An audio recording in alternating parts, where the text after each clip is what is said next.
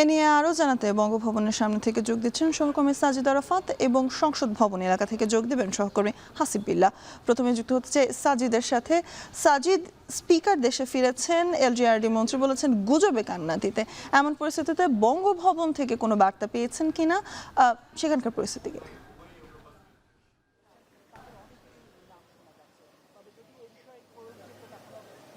স্বর্ণা, শুরুতে জানাতে চাই যে বর্তমান যে 22তম রাষ্ট্রপতি রয়েছেন মোহাম্মদ শাহাবুদ্দিন, তার পদত্যাগের খবরটি এই মুহূর্তে টক অফ দ্য টাউন, অর্থাৎ গত দুদিন ধরেই কিন্তু আলোচনা হচ্ছে। সেই আলোচনা আজকে আরও জোরালো হয়েছে এবং এই আলোচনার মধ্যেই আমরা দেখছি যে জাতীয় সংসদের স্পিকার যিনি বিদেশে অবস্থান করছিলেন, তিনি 2 দিন সফর সংক্ষিপ্ত করে এরই মধ্যে দেশে ফিরেছেন। এত সব কিছুর মধ্যেও আমরা একটু জানিয়ে রাখতে চাই যে বঙ্গভবনের ভেতরের থেকে একটি সূত্রে আমরা জানতে পেরেছি যে এরই মধ্যে তার যে পদত্যাগের যে কার্যক্রম বা প্রস্তুতি সেগুলো সম্পন্ন করা হচ্ছে, অর্থাৎ সেটি কখন নাগাদ হবে সেটি এখনো নিশ্চিত নই আমরা, তবে প্রস্তুতি চলছে বলে আমরা জানতে পেরেছি। এবং আরও যে বিষয়গুলো একটু জানিয়ে রাখতে চাই যে সংক্ষিপ্ত সফর শেষে স্পিকার এখন দেশে ফিরেছেন। তিনি গণমাধ্যমকে বিমানবন্দরে নেমে জানিয়েছেন যে তিনি দেশের বাইরে ছিলেন, রাষ্ট্রপতির পদত্যাগের খবরের বিষয়ে তিনি তেমন কিছুই জানেন না বা জানতেন না। তবে যদি বর্তমান রাষ্ট্রপতি পদত্যাগ করেন কোনো কারণ দেখিয়ে, শারীরিক অসুস্থতাজনিত বা অন্যান্য কারণ দেখিয়ে, তবে সেটি সংবিধানের নিয়ম অনুযায়ী তিনি নিজ স্বাক্ষরে তার যে পদত্যাগপত্র সেটি স্পিকারের কাছে জমা দেবেন এবং সেই জমা দেওয়ার পর অস্থায়ী রাষ্ট্রপতি হিসেবে কিন্তু দায়িত্ব পড়বে স্পিকার মেজর অবসরপ্রাপ্ত হাফিজ উদ্দিনের কাছেই। সেই ক্ষেত্রে আমরা যেটি সংবিধান অনুযায়ী তিনি দায়িত্ব পালন করবেন এবং পরবর্তীতে সংবিধানের যে নিয়ম রয়েছে সেই নিয়ম অনুযায়ী 123 অনুচ্ছেদ অনুযায়ী কিন্তু পরবর্তীতে 90 দিনের মধ্যে নির্বাচন আয়োজন করার বা রাষ্ট্রপতি নির্বাচন করার একটি বাধ্যবাধকতা রয়েছে।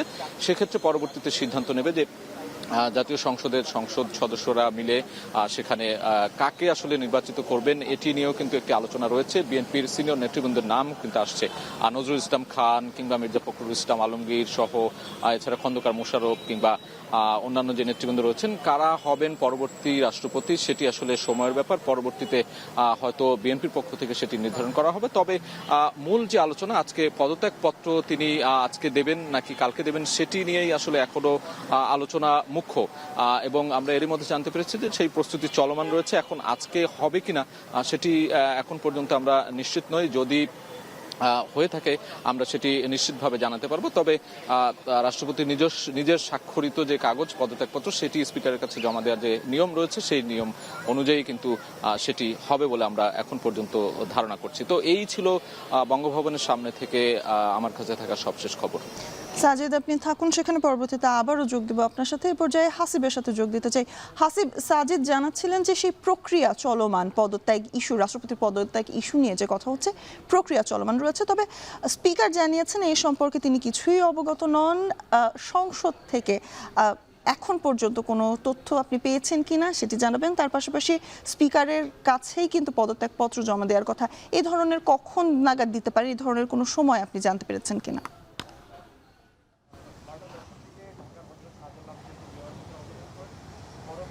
শোনা, এখন পর্যন্ত বঙ্গভবন থেকে কোনো কাগজ প্রবেশ বা কাগজ নিয়ে কোনো কর্মকর্তাকে প্রবেশ করতে দেখা যায়নি।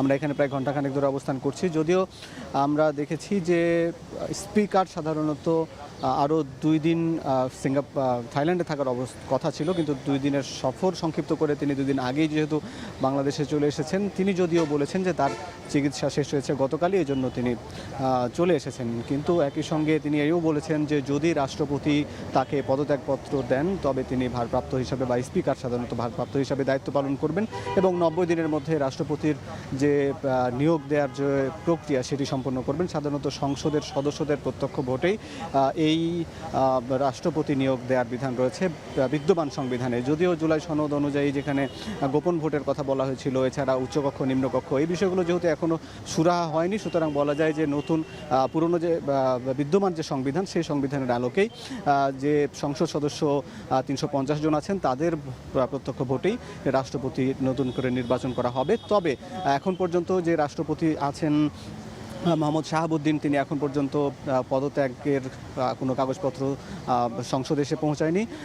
স্পিকার প্রায় 1টার কিছু পরে এই সংসদে প্রবেশ করেন।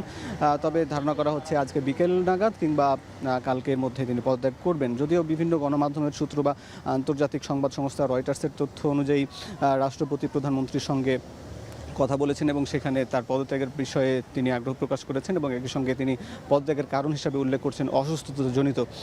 যদিও এই রাষ্ট্রপতিকে নিয়ে বেশ বিতর্ক ছিল অনেক আগে থেকে, বিশেষ করে 2024-এর যে জুলাই গণ অভ্যুত্থান, সে গণ অভ্যুত্থান পরবর্তী ছাত্র জনতার বিভিন্ন সময়ে রাষ্ট্রপতির পদত্যাগের বিষয়ে বিভিন্ন দাবি দেওয়া তুলেছিল এবং এই রাষ্ট্রপতিকে যেহেতু নিয়োগ দিয়েছিল আওয়ামী লীগ সরকার 2023-এর 24 এপ্রিল, সুতরাং তার মেয়াদ কিন্তু 2028-এর এপ্রিল পর্যন্ত থাকে। কিন্তু তার আগে তার পদত্যাগের বিষয়ে বিভিন্ন দাবি উঠেছিল, বিশেষ করে যখন সংসদ শুরু হয় সেই সংসদ চলাকালীন বা সংসদের শুরুর অধিবেশনেই কিন্তু বিরোধী দলীয় সদস্যরা, বিশেষ করে জামাত এনসিপির নেতারা কিন্তু এই রাষ্ট্রপতিকে বয়কট করার কথা বলেছিলেন, রাষ্ট্রপতির ভাষণের বিরুদ্ধে কথা বলেছিলেন। কিন্তু তারপরও কিন্তু এই রাষ্ট্রপতিকে রেখেছিল বিএনপির সরকার এবং পরবর্তীতে যতটুকু জানা যাচ্ছে যে রাষ্ট্রপতি তার আগ্রহ থেকেই এই পদত্যাগ করছেন বা পদত্যাগপত্র তিনি জমা দেবেন স্পিকারকে এবং স্পিকার এই পদত্যাগপত্রটি পেলেই তারপরে বাকি কার্যক্রম সম্পন্ন করবেন। যদিও স্পিকারকে উপস্থিত থাকাটা বাধ্যতামূলক নয় পদত্যাগের সময়, কিন্তু যেহেতু রাষ্ট্রপতি পদত্যাগের পর যেহেতু দায়িত্বটা তার উপর বর্তায় স্পিকারের ওপর ভারপ্রাপ্ত হিসাবে, এই জন্য কিন্তু এই বিদেশের যে সফর তিনি সংক্ষিপ্ত করে দেশে ফিরেছেন।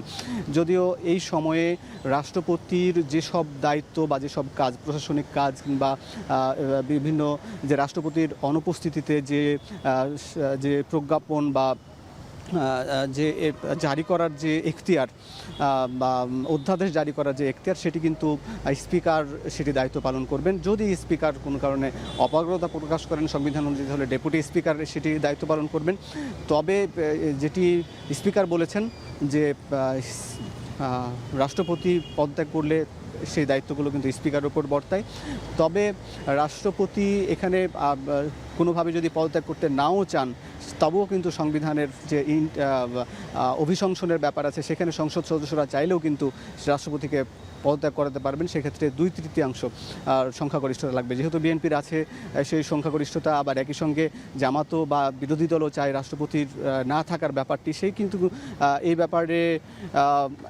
ব্যাপারে যেহেতু সংসদ সদস্যরাও কিন্তু পরবর্তীতে তার ব্যাপারে চাইলে সিদ্ধান্ত নিতে পারবেন।